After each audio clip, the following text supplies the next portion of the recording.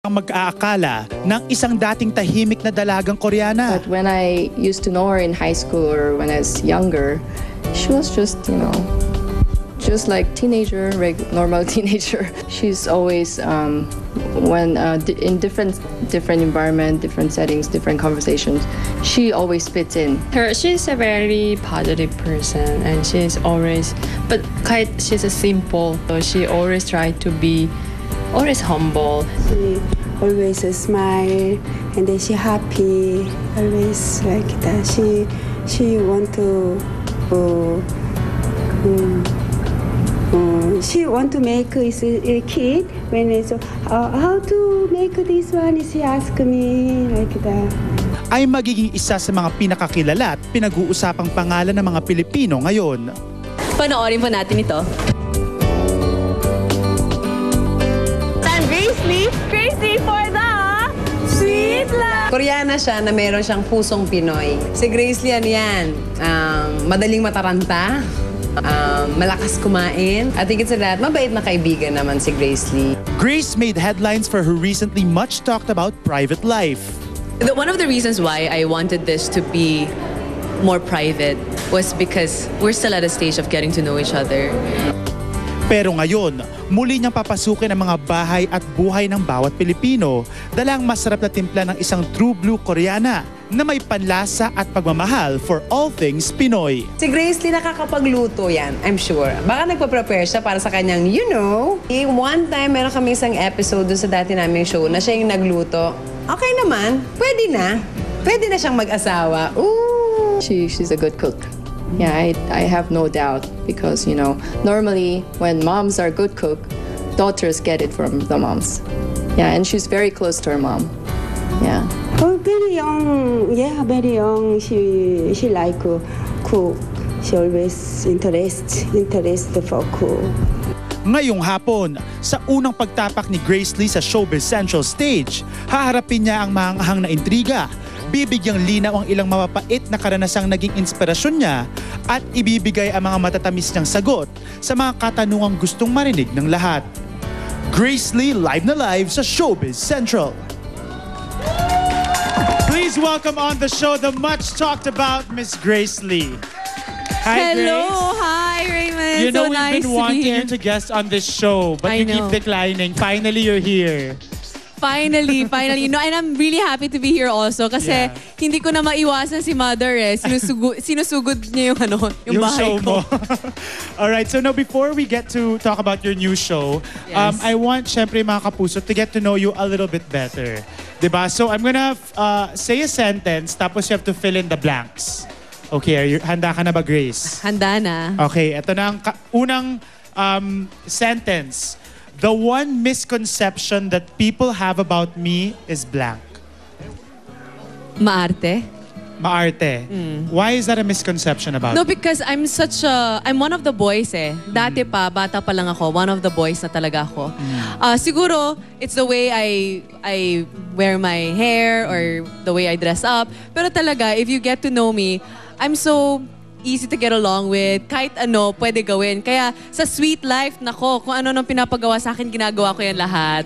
So, hindi po ako maarte. Talagang, I go with the flow. Okay, ito yung next. I feel most happy when blank. When I'm with my family and my friends. Okay. You're close to your mom, you said. Yes, very close. Does she know how to speak Tagalog or hindi pa?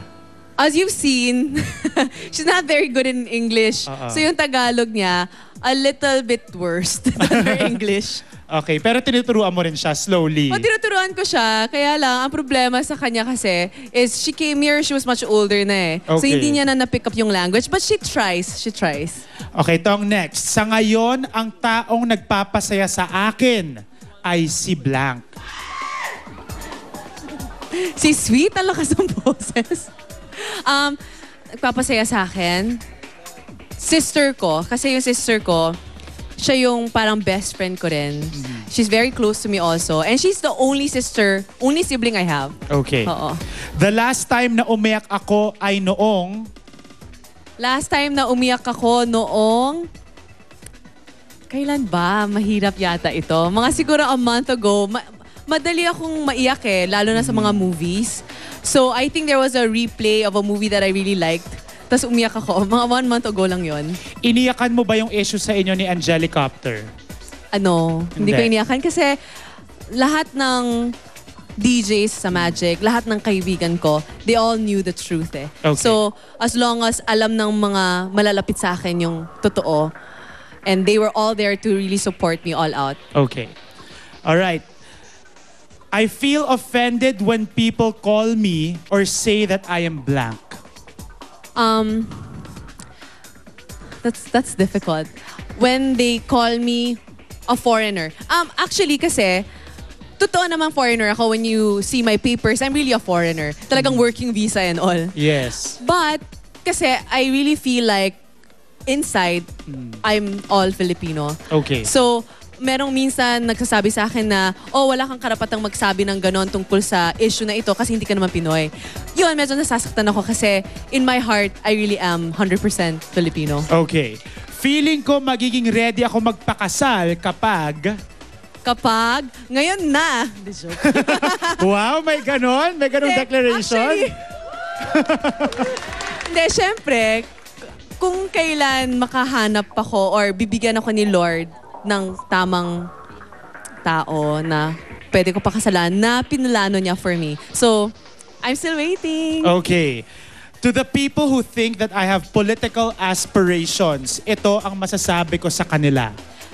I think lumabas yung chismis na yun dahil I took political science also when I was in Ateneo, in college. Pero ang political aspirations ko, even if I had aspirations, imposible kasi I'm still not a Filipino citizen yet, although nag-apply na ako.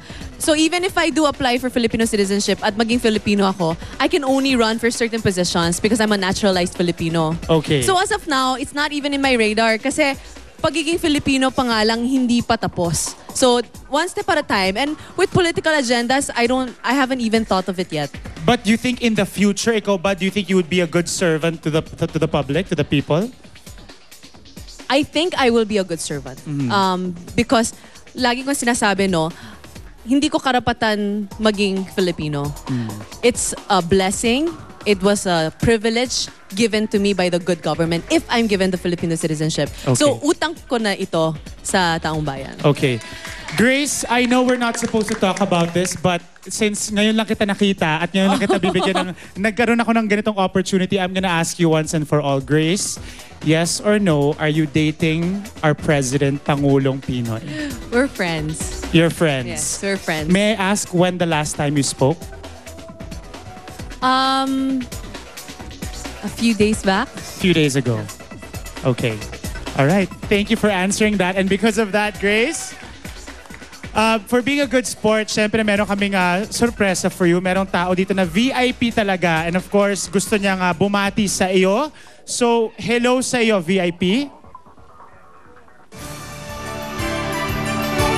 Andiyan ba si VIP?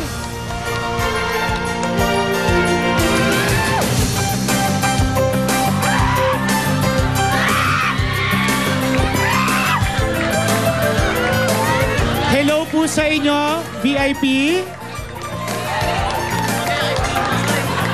At may dala pang regalo. Ayan. Anong gusto niyong sabihin kay Grace Lee, Mr. VIP? Well, alam niyo po, pwede ba ako dito? Umupo. Ayan, have a seat of course. Alam nyo, ito yung reason bakit iniiwasan ko ang guesting sa Showbiz Central. Kasi alam ko, kakaloka dito. Sir, ano pong nagustuhan nyo kay Miss Grace Lee? Marami. Everything about her actually. Alam mo, hindi naman pong mahirap mahal ito. Napakadali pong mahalin. Isang tingin lamang sa kanya, talagang mabibighani ka. Meron pong bagong programa itong si Grace Lee dito sa GMA. Ano pong Opo. gusto nyong mensaheng ibigay kay Grace? Well, gusto ko sana maiwas sa mga chismis. Dahil alam ko, narinig ko kanina bago ko pumasok, pwede ba lumapit ng konti? Ayun na, ayun na. So I can sign any document 1 foot away. Alam nyo, narinig ko kanina yung sinasabi niya na medyo simple lang siya.